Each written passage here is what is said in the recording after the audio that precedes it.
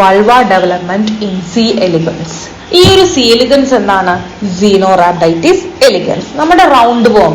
Okay, so ഈ ഒരു C elegans it belongs to phylum nematode and they are hermaphrodites. ആദ്യം ഇവർ male ആയിരുന്നു, പിന്നീടാണ് ഹെർമാഫ്രോഡൈറ്റ് ആയത്. ദാറ്റ് മീൻസ് മെയിലും ഫീമെയിൽ ഇൻ സെയിം ഓർഗാനിസം. മാത്രമല്ല ഇവരെ ഏറ്റവും വലിയ പ്രത്യേകത എന്ന് പറഞ്ഞാൽ നമ്മൾ ഇവരെ മോഡൽ ഓർഗാനിസം ആയിട്ടാണ് യൂസ് ചെയ്യുന്നത്. That means it contain only less number of cells. ഒരു 959 സെൽസ് ആണ് ഇവർക്ക് ഉള്ളത്. അത് മാത്രമല്ല ഇവരുടെ ലൈഫ് സ്പാൻ എന്ന് പറയുന്നത് വളരെ ഷോർട്ടാണ്. 3 to 4 weeks ആണ് ഇവരുടെ ലൈഫ് സ്പാൻ എന്ന് പറയുന്നത്. ഓക്കെ, പിന്നെ മാത്രമല്ല ഇവരുടെ ബോഡി വളരെ ട്രാൻസ്പെറന്റ് ആയതുകൊണ്ട് പഠിക്കാനായിട്ടൊക്കെ വളരെ എളുപ്പമാണ്. ഓക്കെ, ഇനി എന്താണ് ഈ വൾവ? വൾവ എന്ന് പറഞ്ഞാൽ നമ്മുടെ സ്പേം ഒക്കെ ശരിക്കും പറഞ്ഞാൽ അത് ഫീമെയിൽ സെക്സ് അപ്പാരറ്റസിൽ ഫീമെയിൽ സെക്സ് പാർട്ടാണ്. നമ്മളുടെ ഫീമെയിൽസ് എഗ് ഒക്കെ ലേ ചെയ്യുന്നത് ഈ ഒരു വൾവ വഴിയാണ്. അതുപോലെ തന്നെ സ്പേം ഇൻജെക്ട് ചെയ്യുന്നതും ഈ ഒരു വൾവ വഴിയാണ്. ഓക്കെ, അപ്പൊ നമുക്ക് ഈ ഒരു വൾവയുടെ ഡെവലപ്മെന്റ് നോക്കാം. ഓക്കെ, അപ്പൊ ഫസ്റ്റ് നമുക്ക് let start the topic. Okay, അപ്പൊ എന്താണ് ആദ്യം തന്നെ നമുക്ക് ആങ്കർ സെൽസ്. ഈ ഒരു ആങ്കർ സെൽ എന്ന് പറയുന്നത് ഗോണാഡ്സിൽ ഉള്ളതാണ് ആങ്കർ സെൽ. ഈ ആങ്കർ സെല്ലിന്റെ പ്രത്യേകതയുണ്ട്, അവർ ലിൻ3 എന്ന് പറയുന്ന പ്രോട്ടീന് റിലീസ് ചെയ്യും. ഈ ലിൻ3 ആണ് ഡിസൈഡ് ചെയ്യുന്നത് ഏത് സെല്ലാണ് വൾവയാവണത് എന്ന്. ഓക്കെ, സോ മനസ്സിലായല്ലോ. ആങ്കർ സെൽ ഉണ്ട്, ഈ ഗോണാഡ്സിന്റെ ഉള്ളിലാണ് ആങ്കർ സെൽ ഉള്ളത്. ആങ്കർ സെൽ റിലീസ് ചെയ്യുന്ന പ്രോട്ടീൻ ഏതാണ്? ലിൻ3 പ്രോട്ടീൻ. ലിൻ3 തീരുമാനിക്കും ഏത് സെല്ലാണ് വൾവയാവേണ്ടത്. Okay, so the positioning of vulva ensure by this anchor cell. ഈ ഒരു വൾവ ഡെവലപ്മെന്റ് പ്രോസസ് അതിന് 3 സ്റ്റെപ്സുകളാണുള്ളത്. Generation of vulval precursor cells, നമ്മൾ VPC എന്ന് പറയും, and vulval precursor patterning, and the third step is generation of the adult cell. അപ്പൊ നമുക്ക് ഓരോന്നും എന്താണെന്ന് ഫസ്റ്റ് നോക്കാം. The 6 VPCs, അപ്പൊ ഞാൻ പറഞ്ഞായിരുന്നു 6 VPCs ആണുള്ളത്. അതായത് വൾവൽ പ്രീകർസർ സെൽസ് എന്ന് പറയുന്നത് 6 എണ്ണമാണ് ഉള്ളത്. ഈ 6 എണ്ണത്തിനെ നമ്മൾ ഗ്രൂപ്പ് ഓഫ് ഇക്വാലന്റ് സെൽസ് എന്നാണ് പറയുന്നത്. കാരണം ഇവർ 6 പേർക്കും വൾവയാവാനുള്ള എല്ലാവിധ കഴിവുകളുണ്ട്. ഓക്കെ, പക്ഷെ പല പല സിഗ്നലിംഗ് നടക്കണോണ്ടാണ് ഇവർക്ക് ആ ഒരു വൾവയാവാൻ പറ്റാത്തത്. ഓക്കെ, സോ അതാണ് 6 VPCs. അപ്പൊ നമ്മുടെ ഗോണാഡ്സിലുള്ള ആങ്കർ സെൽസ് എന്ത് ചെയ്യും? ലിൻ3 പ്രോട്ടീൻ റിലീസ് ചെയ്യും. ഈ ലിൻ3 പ്രോട്ടീൻസ് റിലീസ് ചെയ്യുമ്പോൾ ഈ 6 VPCs ആണ് ഈ കാണുന്ന P3P, P4P, P5P, P6P, P7P, P8P. ഇതാണ് നമ്മൾ നേരത്തെ പറഞ്ഞ 6 VPC. ഓക്കെ, നമ്മളവരെ ഇക്വാലൻസ് സെൽ എന്ന് പറയുന്നുണ്ട്, ഇക്വാലൻസ് ഗ്രൂപ്പ് ഓഫ് സെൽസ് എന്ന് പറയും. കാരണം 6 പേർക്കും എന്താണ്? 6 പേർക്കും വൾവയാവാൻ പറ്റുന്ന സെല്ലുകളാണ്. പക്ഷെ ഈ 6 പേർക്കും വൾവയാവാൻ പറ്റില്ല. അതിലൊരാൾക്ക് വൾവയാവാൻ പറ്റുന്നുള്ളൂ. കാരണം എന്തുകൊണ്ടാണെന്ന് ചോദിച്ചാൽ പലതരം സിഗ്നലിംഗ് അവിടെ ആക്ട് ചെയ്യുന്നുണ്ട്. അപ്പൊ ഞാൻ ഈ ഒരു കഥ പറയാൻ പോവുകയാണ്. ആദ്യം തന്നെ നമ്മുടെ ആങ്കർ സെൽസ് ലിൻ3 പ്രോട്ടീന് റിലീസ് ചെയ്യും. അപ്പൊ ഈ ലിൻ3 പ്രോട്ടീൻ റിലീസ് ചെയ്യുമ്പോൾ ഈ പ്രോട്ടീനെ അക്സെപ്റ്റ് ചെയ്യാൻ പറ്റുന്ന റിസപ്റ്റേഴ്സ് ഈ ഒരു VPCs-ലുണ്ട്. ആ റിസപ്റ്ററിന്റെ പേരാണ് LET23. ഓക്കെ, അപ്പൊ ലിൻ3 പ്രോട്ടീനെ അക്സെപ്റ്റ് ചെയ്യുന്ന റിസപ്റ്റർ ആണ് ആര്? LET23. ഓക്കെ, അപ്പൊ ഈ ഒരു ലിൻ3 പ്രോട്ടീന്റെ കൂടുതൽ അളവ് കിട്ടുന്നത് അതിനെ നേരെ കാണുന്ന P6P, അതാണ് ഏറ്റവും ഇമ്പോർട്ടന്റ്. ഓക്കെ, P6P-ക്കാണ് ഏറ്റവും കൂടുതൽ ഹൈ കോൺസെൻട്രേഷൻ ഓഫ് ലിൻ3 കിട്ടുന്നത്.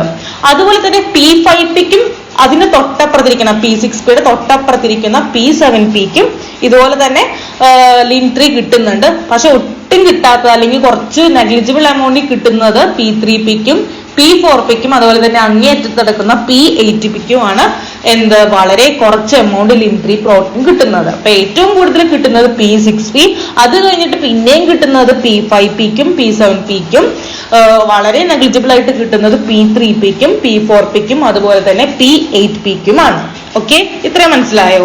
അപ്പൊ നമ്മൾ എന്താ പറഞ്ഞത്? ഗോണാഡ്സിന്റെ ഉള്ളിൽ ആരുണ്ട്? ഗോണാഡ്സിന്റെ ഉള്ളിലാണ് നമ്മുടെ മെയിൻ താരം ആങ്കർ സെൽ ഉണ്ട്.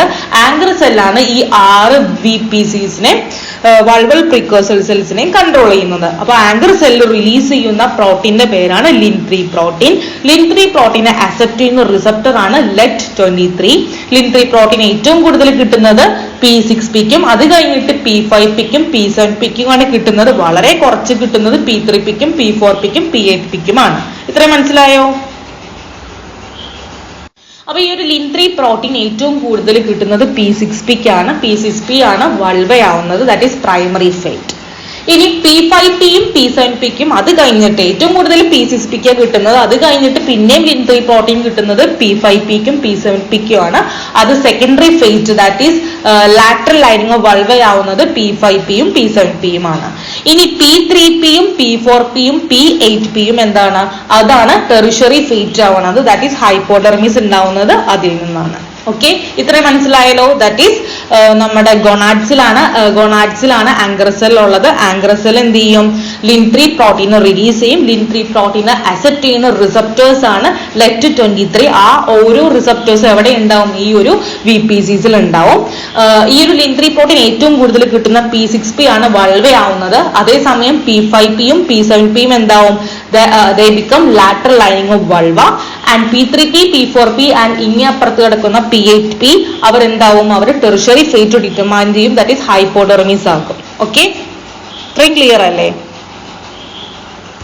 ഇനി ശ്രദ്ധിക്കേണ്ട കാര്യം എന്ന് പറയുന്നത്, ശരിക്കും പറഞ്ഞാൽ ഈ P6P-യുടെ ഒപ്പം തന്നെ P5P-ക്കും P7P-ക്കും ആ ഒരു ലിൻ3 പ്രോട്ടീൻ കിട്ടുന്നുണ്ട്. പക്ഷെ എന്തുകൊണ്ട് അവർ വൾവയാകുന്നില്ല? കാരണം P6P എന്ത് ചെയ്യുന്നുണ്ട്, ലാറ്ററലി ഈ P5P-നെയും P7P-നെയും ഇൻഹിബിറ്റ് ചെയ്യുന്നുണ്ട്, ദാറ്റ് ഈസ് ലാറ്ററൽ ഇൻഹിബിഷൻ അവിടെ നടക്കുന്നുണ്ട്. സോ അതെങ്ങനെയാണ് നമുക്ക് നോക്കാം. അപ്പൊ ആദ്യം തന്നെ നോക്കിക്കേ, ഇപ്പൊ ഈ ഒരു ഫിഗർ, അതായത് ഇത് നമ്മളുടെ P6P ആണ്. ഇപ്പുറത്ത് എന്തുണ്ട്, അതിന്റെ ലെഫ്റ്റ് സൈഡിൽ എന്തുണ്ട്, P5P-യും റൈറ്റ് സൈഡ് ഞാനിപ്പോ വരച്ചിട്ടില്ല, അവിടെ P7P ഉണ്ട്.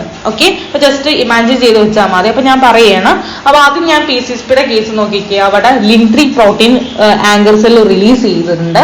ഈ ലിൻ3 പ്രോട്ടീനെ നമ്മുടെ LET23 റിസപ്റ്റർ അക്സെപ്റ്റ് ചെയ്യുന്നുണ്ട്. അവിടെ മാപ് കൈനസ് പാത്വേ ആക്ട് ചെയ്ത് LET31 എന്ന് പറയുന്ന ജീൻ എക്സ്പ്രസ് ചെയ്യുന്നുണ്ട്. ഇതിനോടൊപ്പം തന്നെ വൾ പ്രോട്ടീനും എക്സ്പ്രസ് ചെയ്യുന്നുണ്ട്. സോ ഈ വൾ പ്രോട്ടീനെ അക്സെപ്റ്റ് ചെയ്യുന്ന റിസപ്റ്റേഴ്സ് നമ്മളുടെ P5P-യിലുണ്ട്. ആ ഒരു റിസപ്റ്ററിന്റെ പേരാണ് ലിൻ12. ഈ ലിൻ12 എന്ത് ചെയ്യും, നേരെ LET23, അതായത് ഈ ഒരു P5P റിസപ്റ്റർ, P5P-യുടെ അവിടെ ഒരു റിസപ്റ്റർ ഇല്ലേ LET23, ആ റിസപ്റ്ററിനെ ഇൻഹിബിറ്റ് ചെയ്ത് കളയും. ആര്, ലിൻ12. ഓക്കെ, അപ്പൊ എന്താ സംഭവിച്ചത്, നമ്മളുടെ ആങ്കർ സെൽ ലിൻ3 പ്രോട്ടീൻ റിലീസ് ചെയ്തു. അത് ആരെ അക്സെപ്റ്റ് ചെയ്തു, ആ ലിൻ3 പ്രോട്ടീനെ നമ്മളുടെ P6P-യിലുള്ള റിസപ്റ്റർ LET23 റിസപ്റ്റർ അക്സെപ്റ്റ് ചെയ്തു. മാപ് കൈനസ് പാത്വേ ആക്ടിവേറ്റ് ചെയ്തു. അവിടെ LET31 ജീൻ എക്സ്പ്രസ് ചെയ്തു. അതുകൂടാതെ വൾ പ്രോട്ടീനും എക്സ്പ്രസ് ചെയ്തു. ഇനി ഈ വൾ പ്രോട്ടീനെ അക്സെപ്റ്റ് ചെയ്യുന്ന കുറച്ച് റിസപ്റ്റർ ആരുടെയിലുണ്ട്, നമ്മളുടെ P5P-യിലുണ്ട്. ആ റിസപ്റ്ററിന്റെ പേരാണ് ലിൻ12. ലിൻ12 ആരെ പോയി ഇൻഹിബിറ്റ് ചെയ്യും, ഈ P5P-യിലുള്ള LET23 റിസപ്റ്ററിനെ ഇൻഹിബിറ്റ് ചെയ്യും. സോ അവർക്ക് വൾവയാവാൻ പറ്റില്ല, പകരം അവര് ലാറ്ററൽ ലൈനിങ് ഓഫ് വൾവയാകുന്നുണ്ട്. ഇതേ പ്രോസസ് ആണ് ഇപ്പുറത്ത് നടക്കുന്നത്, നമ്മുടെ P7P-യിലും നടക്കുന്നുണ്ട്. സോ ഇങ്ങനെയാണ് ഈ ഒരു വൾവ ഡെവലപ്മെന്റ് നടക്കുന്നത്.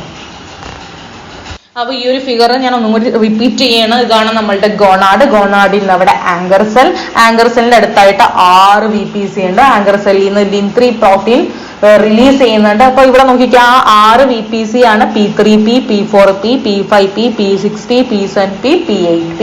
അതിൽ ഏറ്റവും കൂടുതൽ ലിൻ3 പ്രോട്ടീൻ കിട്ടുന്ന P6P ആണ് പ്രൈമറി ഫേറ്റ് അക്യൂർ ചെയ്യുന്നത്. P5P, P7P-ക്ക് secondary fate, that is lateral lining of വൾവയാവുന്നത് P5P-യും P7P ആണ്. അതേസമയം P3P, P4P ആൻഡ് അങ്ങേയറ്റത്തെടുക്കുന്ന P8P എന്നാണ് tertiary fate, that is hypodermis ആവുന്നത്. ഇനി ഈ ഒരു കേസിൽ കുറച്ച് പ്രത്യേക കാര്യങ്ങൾ അറിയണം. അതായത് മ്യൂട്ടേഷൻ വരുമ്പോൾ എന്തൊക്കെ സംഭവിക്കും. ഇപ്പൊ ലിൻ3 എന്ന് പറയുന്ന പ്രോട്ടീൻ റിമൂവ് ചെയ്തു, അല്ലെങ്കിൽ ലിൻ3നെ അക്സെപ്റ്റ് ചെയ്യുന്ന LET23നെ നമ്മൾ റിമൂവ് ചെയ്താൽ എന്ത് സംഭവിക്കും, ലിൻ3യും LET23 ഒന്നും ഇല്ലെങ്കിൽ വൾവ ഫോർമേഷൻ നടക്കില്ല. ഇനി രണ്ടാമത്തെ കേസ് നോക്കിക്കേ, ലിൻ3 ഓവറായിട്ട് എക്സ്പ്രസ് ചെയ്ത് എന്ത് സംഭവിക്കും, എല്ലാവരിലും എത്തി അത് മൾട്ടി വൾവൽ ഫോർമേഷൻ നടക്കും. ഇനി സെൻട്രൽ VPC-നെ റിമൂവ് ചെയ്തു, അതായത് നമ്മളുടെ മെയിൻ താരങ്ങൾ P6P-നെയും P5P-നെയും P7P-നെ ഒക്കെ റിമൂവ് ചെയ്താൽ എന്ത് സംഭവിക്കും, നമ്മളുടെ നേരത്തെ ടെറിഷറി VPC-യിൽ, അതായത് നമ്മുടെ ഹൈപ്പോഡെർമിസ് ഉണ്ടായിരിക്കുന്നവര് വൾവ ഉണ്ടാക്കിക്കോളും, നോ പ്രോബ്ലം. ഓക്കെ, ഇനി gain of function in LET23, അതുപോലെ തന്നെ LET23-യിൽ ഗെയിൻ ഓഫ് ഫംഗ്ഷൻ ഉണ്ടായാലും മൾട്ടി വൾവ ഫോർമേഷൻ നടക്കുന്നുണ്ട്.